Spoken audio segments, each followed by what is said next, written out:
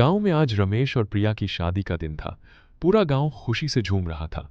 प्रिया लाल रंग के भारी जोड़े में सजी हुई किसी अप्सरा से कम नहीं लग रही थी।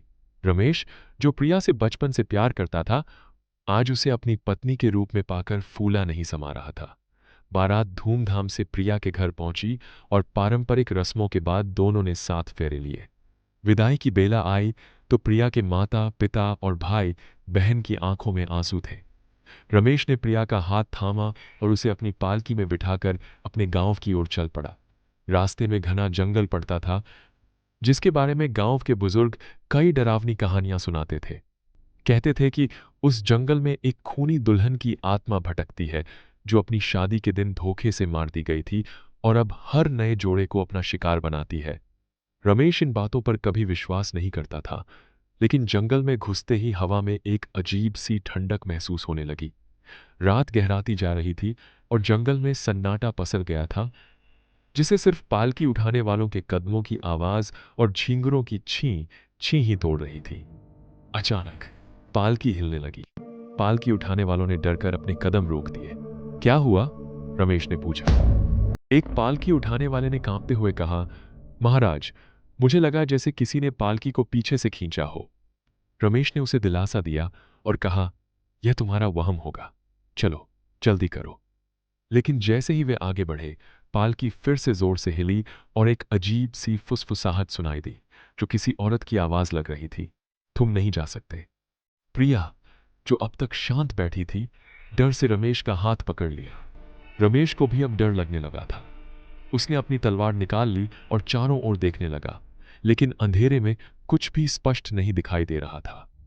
तभी पेड़ों के बीच से एक धुंधली आकृति निकली।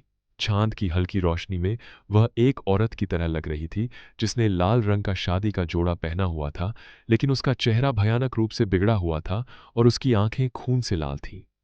वह खूनी दुल्हन है। एक पालकी उठाने वाला चीख पड़ा और डर के मारे भाग गया। बाकी के लोग भी अपनी जान बचाने के लिए इधर उधर भागने लगे, पालकी वहीं छोड़कर। रमेश और प्रिया पालकी में अकेले रह गए। खूनी दुल्हन धीरे धीरे उनकी ओर बढ़ रही थी। उसके कदमों की आवाज सूखी पत्तियों पर सरसराहट पैदा कर रही थी। रमेश, मुझे बहुत डर लग रहा है, प्रिया ने रोते हुए कहा। रमेश ने उसे अपनी बाहों में भर लिया और कहा, मैं तुम्हें कुछ नहीं होने दूंगा। उसने अपनी तलवार उठाई और खूनी दुल्हन का सामना करने के लिए तैयार हो गया।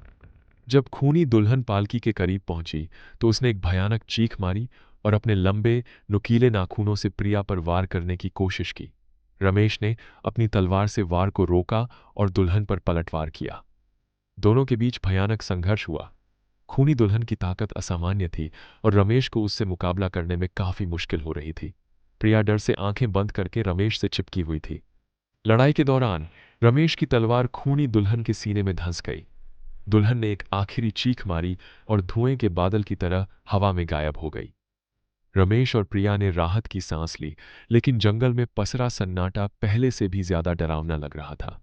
पालकी उठाने वाले डर के मारे भाग चुके थे और वे जंगल में अकेले थे।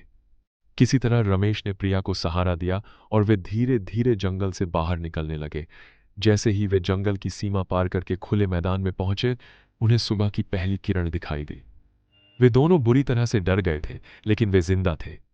रमेश ने प्रिया को अपने घर पहुंचाया, जहां पूरा गांव उनकी सलामती की दुआ कर रहा था। उस रात के बाद रमेश और प्रिया कभी उस जंगल के पास भी नहीं गए।